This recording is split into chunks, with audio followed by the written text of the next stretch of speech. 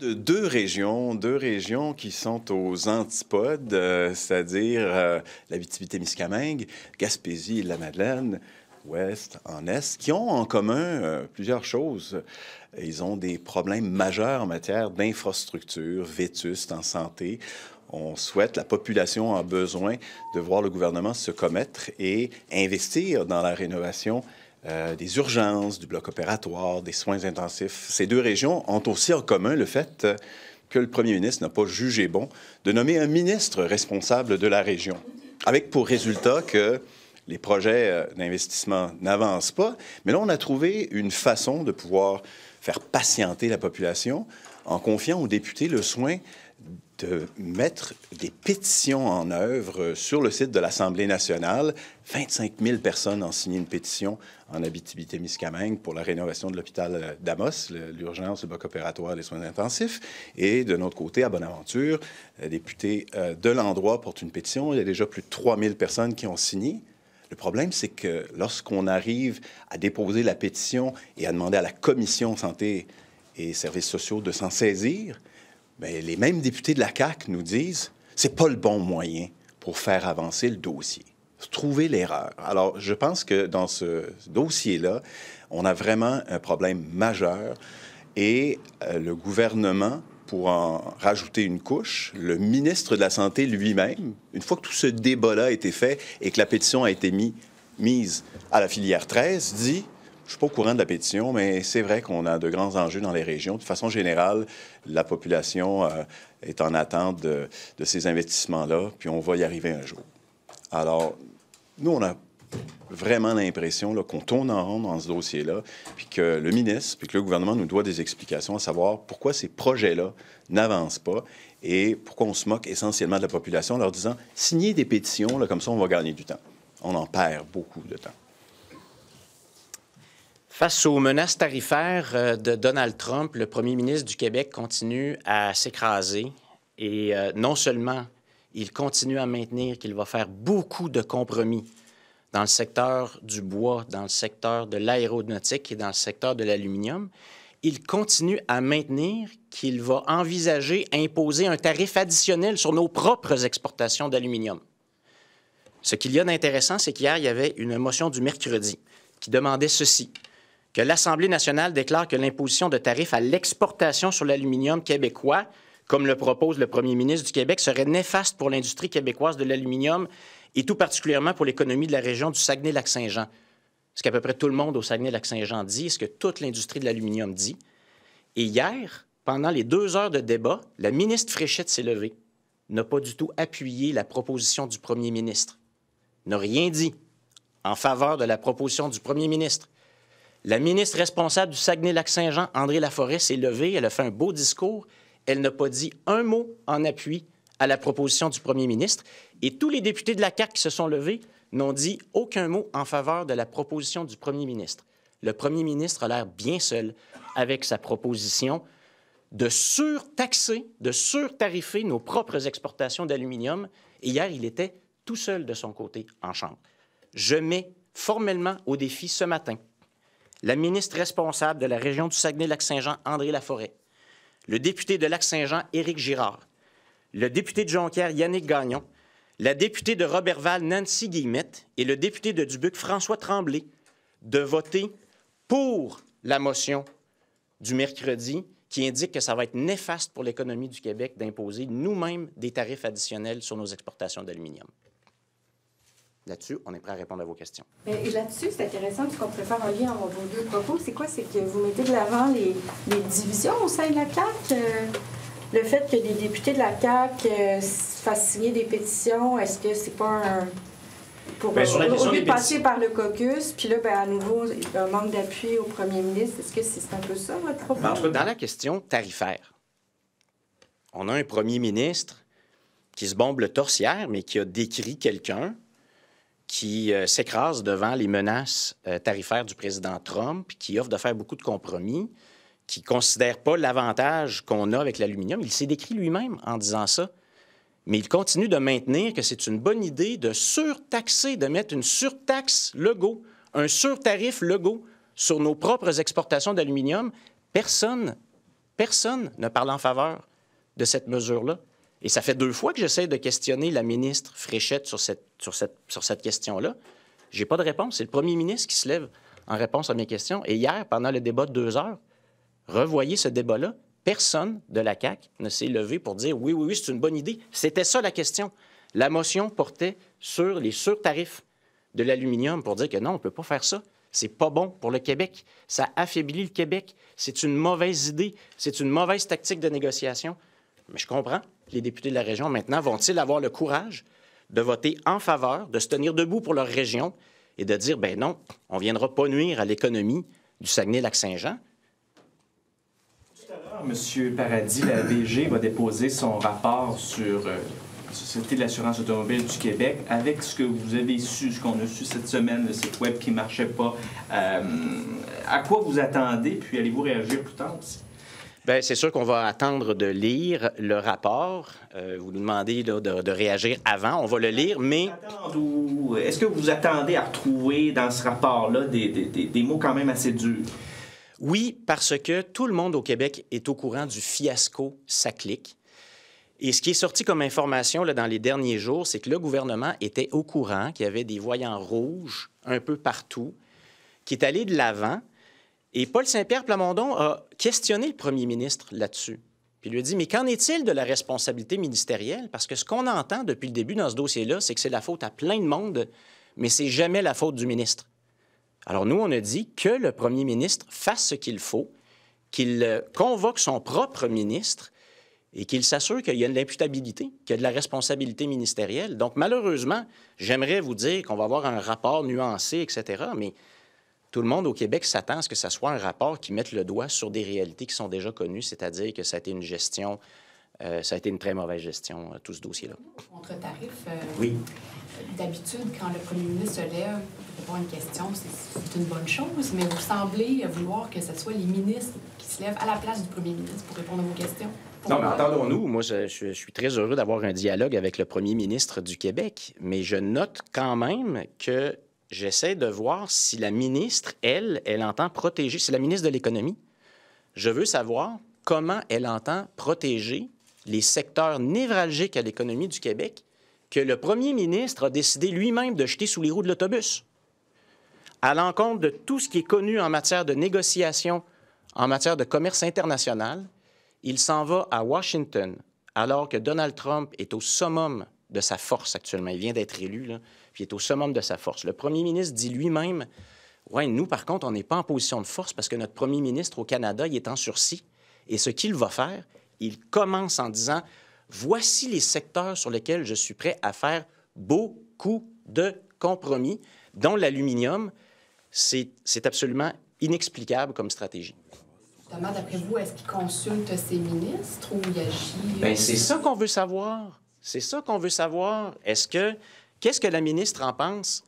Qu'est-ce qu'elle dit, elle, aux acteurs économiques du secteur du bois qui ont entendu leur premier ministre aller à Washington et dire « Je suis prêt à faire beaucoup de compromis pour nos forêts ». Qu'est-ce qu'elle dit au secteur de l'aéronautique alors que le premier ministre est allé à Washington dire à Donald Trump « Je suis prêt à faire beaucoup de compromis en aéronautique ». Qu'est-ce que ses contacts dans ces milieux-là disent? Alors, on veut savoir, mais là, elle ne se lève pas en chambre quand je pose ces questions-là. Ben oui, puis je l'ai mentionné tout à l'heure.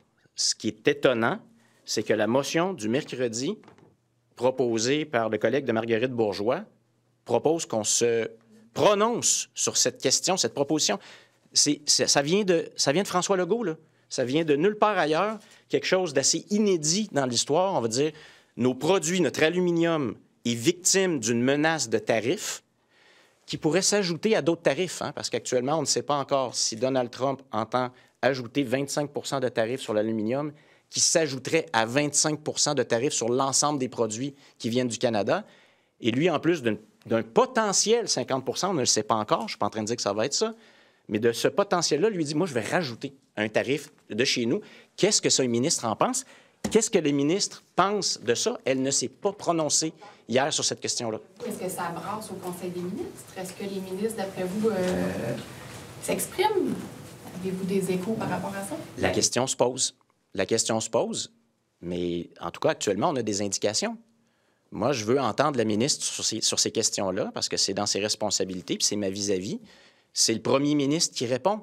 Et hier, on a eu un débat 2 heures sur cette question-là. 2 heures. Je n'ai pas entendu un seul mot de quiconque député de la CAQ ou ministre de la CAQ appuyer cette proposition du premier ministre. Puis je les mets au défi. Je les mets au défi. La semaine dernière, j'ai essayé d'avoir en réponse la ministre responsable du Saguenay-Lac-Saint-Jean là-dessus. Elle ne s'est pas levée. Je lui ai demandé, je veux vous entendre, Madame la ministre, dire que vous trouvez que c'est une bonne idée de surtaxer, que le Québec surtaxe nos exportations. Elle ne s'est pas levée. Vous avez lu le projet de M. Boulay hier? Votre réponse n'était pas claire, là. Normalement, vous ne l'aviez pas lu, mais là, vous l'avez lu. Êtes-vous en faveur ou pas? Les syndicats disent que c'est une déclaration de guerre au Parti québécois. Qu'est-ce que vous en pensez? Je vais vous dire que je suis très content de mes réponses d'hier parce que c'est un projet de loi qui mérite une étude très particulière. Pourquoi? Parce que le ministre Boulay est en train de faire du droit nouveau. Il énonce, ce projet de loi-là, une nouvelle notion, la notion de service minimalement requis pour éviter que ne soit affectée de manière disproportionnée la sécurité sociale, économique ou environnementale de la population. C'est du droit nouveau et ça va demander une étude sérieuse. Donc, je vous dis aujourd'hui qu'on va continuer à analyser ce projet de loi-là, à faire nos consultations, et on va attendre des consultations particulières. On est ouvert à la discussion, mais il y a des inquiétudes, c'est sûr. Qu'est-ce que vous dites du droit nouveau? On n'est pas avocat, là, nous. Bien, il existe tout un corpus législatif, c'est-à-dire qu'il y a beaucoup de lois qui définissent la notion de service essentiel, notamment dans le secteur public. Et il y a une grande jurisprudence qui s'est développée sur les services essentiels et l'équilibre entre les services essentiels et le droit de grève. Puis il y a une décision importante de la Cour suprême du Canada qui a été rendue récemment, l'arrêt Saskatchewan, qui vient expliquer, clarifier l'équilibre entre les deux. Là, le gouvernement du Québec semble vouloir venir jouer dans ces notions-là et il vient appliquer ces notions-là aussi au secteur privé. Ce que les gens doivent comprendre, c'est que le projet de loi dit que ce n'est pas les employés de l'État qui sont visés, c'est les employés municipaux et les employés du secteur privé. Donc, il y a une grève quelque part dans une usine, puis là, on pourrait dire que quelque part, la sécurité sociale, économique ou environnementale de la population est affectée. Je pense qu'il faut faire très attention ici. Est-ce qu'on est en train de restreindre indûment le droit de grève, le droit de négociation équilibrée des travailleurs, y compris dans le secteur privé? Si c'est ça, généralement, il faut que tu t'assures que ce que tu donnes en contrepartie ne rend pas inéquitable le processus de négociation. Et attention, ce projet de loi-là, c'est intéressant. C'est le projet de loi 89. C'était quoi le projet de loi 88 juste avant? C'était un projet de loi qui visait à corriger le processus de négociation pour les conditions de travail des pompiers et des policiers du secteur municipal. Pourquoi?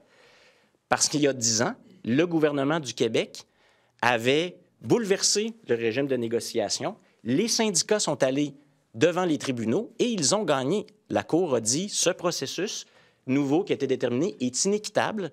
Le gouvernement a 6 mois pour refaire ses devoirs. Est-ce qu'on va faire la même chose? Est-ce que le gouvernement du Québec a fait ses devoirs? Moi, j'aimerais savoir qui le ministre Boulay a consulté avant de présenter ce projet de loi-là. Comment ça se fait qu'il arrive avec ça aujourd'hui? De nos informations préliminaires, il n'y a pas grand monde qui nous ont dit qu'ils ont eu des coups de téléphone puis qui se sont fait consulter là-dessus. Alors, est-ce que c'est encore une fois le gouvernement de la CAQ qui sort quelque chose de son chapeau, qui n'est pas préparé, puis qui va nous engager dans 10 ans de contestation judiciaire? La question se pose. Nous, sur la santé, j'en ai quelques-unes, là. On voit ce matin qu'on arrive à un point où on anticipe les coupures qui vont toucher directement les services, les aires ouvertes, les cliniques qui étaient de vaccination qui ont été converties, réduction de services des urgences.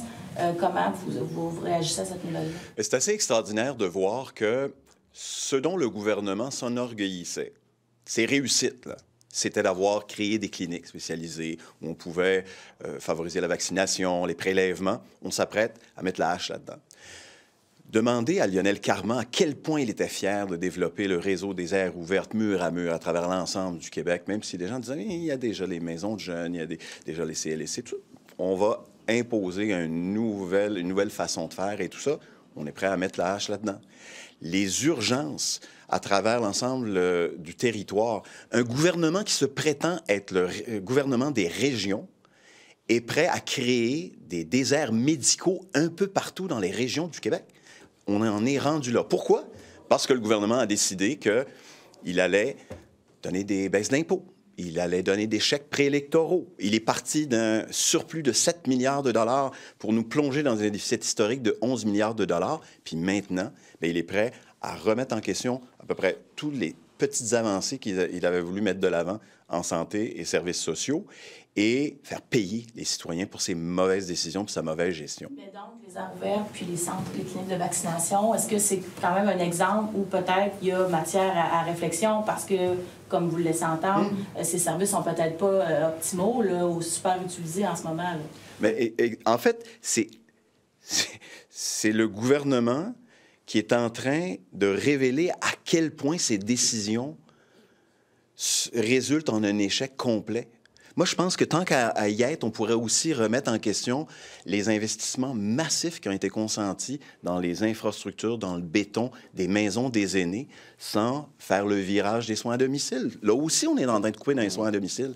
Alors, à tous égards, le gouvernement a géré de façon frivole. C'est un gouvernement qui a été extrêmement dépensier, avec des promesses qu'il n'avait pas les moyens de livrer. Puis maintenant, il veut faire payer aux Québécois en disant « Ah, bien, moi, les coupures, je n'y suis pour rien. » Premièrement, il n'y a pas de coupure. C'est simplement, on leur respecte de respecter les budgets. On leur demande de respecter les budgets. Et deuxièmement, s'il y a des coupures, bien, c'est pas de ma faute, c'est Santé Québec. M. Dubé reconnaisse que les vraies coupes, c'est 3 d'augmentation dans les dépenses. Il nous annonce que l'an prochain, on va tomber en période d'austérité. Ce qui est planifié, c'est 1,8 pour l'année prochaine. Donc, qu'est-ce que ça veut dire, ce constat-là ou cet aveu-là du ministre? Est-ce qu'il envoie un message à M. Girard? Bien, ce que ça veut dire, c'est qu'on n'a encore rien vu et que ce qu'on a vu, en fait, dans les derniers mois, bien, ce n'est que le préambule à des coupes massives en matière de services à la population, en matière de santé et de services sociaux, et on le fait dans l'opacité la plus totale. Nous, on demande depuis des semaines et des semaines qu'on présente un plan pour dire à quel point les services à la population vont être affectés et jusqu'à quel point on va reculer dans le panier de services et dans le tissu social, de justice sociale qu'on avait établi pour le Québec en matière de santé et de services sociaux. Et là, on n'a pas encore l'ombre du début d'un plan qui nous est présenté. Vous demandez donc un plan, oui, ça c'est bon, mais est-ce que vous demandez comme un moratoire sur les compressions le temps que ce plan-là soit publié? Bien, en fait, ce qu'on a demandé au gouvernement, c'est à la fois de nous dire où il s'en va avec les coupes, puis d'autre part, de les justifier, de nous expliquer quelles en seront les conséquences. Et évidemment, une fois qu'on peut mesurer les conséquences de la création de déserts médicaux ou de coupes sauvages dans les services aux personnes les plus vulnérables, les personnes handicapées qui ont besoin de soins ou d'adaptation à domicile, et ainsi de suite, bien là, évidemment, on pourra juger de l'impact et lui demander effectivement, dans bien des cas, là, de repousser, de retarder ou de faire d'autres choix. Lorsqu'il est question de couper dans la bureaucratie, nous, on l'a dit, dans l'administration, mais c'est exactement le contraire qu'il fait. Il a créé une nouvelle structure de toutes pièces avec des Top Guns qui sont payés des centaines de milliers de dollars. Pourquoi? Pour imposer des coupures. Puis entre-temps, rappelons-nous, là, ils ont commencé à donner des contrats aux experts de tout acabit puis aux consultants pour définir leur propre mission, pour essayer de voir comment ils pourraient couper davantage. Ça ne fonctionne pas. Do you feel that Minister Dubé has been at all transparent about the cuts in the healthcare system? Not at all. He denies the fact that we're in a period of budget cuts. He denies that it has a strong effect on the population and on the services throughout Quebec. And even yesterday, the question was asked about the emergency ward in Trois-Pistoles. No decision has been made.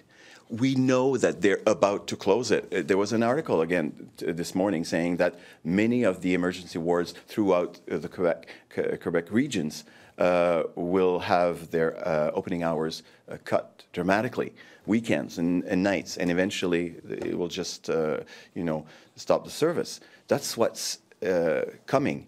And he says, well, no decision's been made. No, you're imagining. He lives in a parallel reality. and tries to convince everyone that it's not happening. It is happening. We have, echoes from throughout the region saying that this cannot go on. People are, trying to mobilize and say, enough's enough. But the government says, no, it's not happening. When it comes to some of these services specifically, the potential, for example, for these vaccination clinics that were converted to now either change or close, I mean, what does that say to you? Well, right now, the government is in such a bind that they're ready to wipe out all of what they pretended to be their best successes in terms of healthcare improvements in the system. They put together forward clinics throughout Quebec. They also had this air ouverte, concept throughout Quebec for the youth. And of course, they pretended to be the government for regions. And now, because they've spent like there was no tomorrow, we now have a historical deficit of $11 billion. Now they're ready to put everything in the garbage bin. No worries. That's quite a testimony of their legacy right now. And on SACLIC, we obviously haven't seen the Auditor General report yet, but are you expecting it to be a glowing review of SACLIC? What exactly are you hoping to see? We're expecting bad news, but we're expecting to have the truth also, because, remember, that there was this 3-week interruption of service, and then obviously the fiasco. What did the government say? What did the minister say? Not my fault. I'm talking about CARE, saying, it's not my fault. You should praise me for what I have done in this file. And then it got even worse. So who's to blame? Well, the president, the director general. So throw him under the bus. And a year and a half later, they're supposed to have, tabled their financial, report. It's not available, and it's made available throughout the process. The minister Guilbeault was blamed for not respecting the delay, and when we got to see the report, it's incomplete. You cannot testify whether it's true or not. And meanwhile, we hear that why they went ahead not being prepared is because there was pressure. Pressure from whom? From where? I hope the Auditor General will be able to tell us where the responsibility, the ministerial responsibility lies. Guilbeault or CARE? On tariffs, very quickly, again, some kind of impending things that could happen in the next coming weeks. How should the government be reassuring Quebecers, and how should they be taking this impending tariffs coming up? Not doing what our Prime Minister is doing right now. He's doing exactly what he should not be doing, negotiating, thinking aloud, going to Washington, thinking aloud, offering to put everything on the table, whereas it's not even a demand from the Trump administration yet. The Trump administration is at its peak in terms of strength. Our own Prime Minister said we are in a position of weakness because there is no real acting Prime Minister in Canada, given the situation of Justin Trudeau. And he goes to Washington and he offers big compromises on wood, aeronautics, and aluminum. This is a really bad strategy. It's weakening Quebec. And now he's offering to even put tariffs, Canadian tariffs, on our own exports of aluminum. This is total nonsense. And interestingly enough, the Prime Minister is alone rooting for that solution. Yesterday, there was a 2-hour debate on that exact question. Minister Fréchette did not say a word supporting this idea. Minister Laforêt, responsible for Saguenay-Lac-Saint-Jean, did not say a word in support of that idea. All MNAs that spoke did not say a word in support of that idea. So the Prime Minister seems to be quite alone. I've tried to ask during question period Minister Frechette about that. She never answered. The Prime Minister answered to me. So I'm officially challenging this morning the 5 MNAs in the Saguenay-Lac-Saint-Jean region to stand up for their region, for aluminum, for their industry, because everybody is saying that the Prime Minister's idea is a bad idea in Saguenay-Lac-Saint-Jean. I'm challenging them this morning officially to vote in favor of the motion proposed by MNA from Marguerite Bourgeois, saying that imposing tariffs on our own aluminum exports is a really bad idea. So MNA for Lac-Saint-Jean, Éric Girard, MNA for Jonquière, Yannick Gagnon, MNA for Robertval, Nancy Guillemette, MNA for Dubuque, François Tremblay, and Minister responsible for the region of Saguenay-Lac-Saint-Jean, André Laforêt. I'm challenging them to vote in favor of the motion this morning.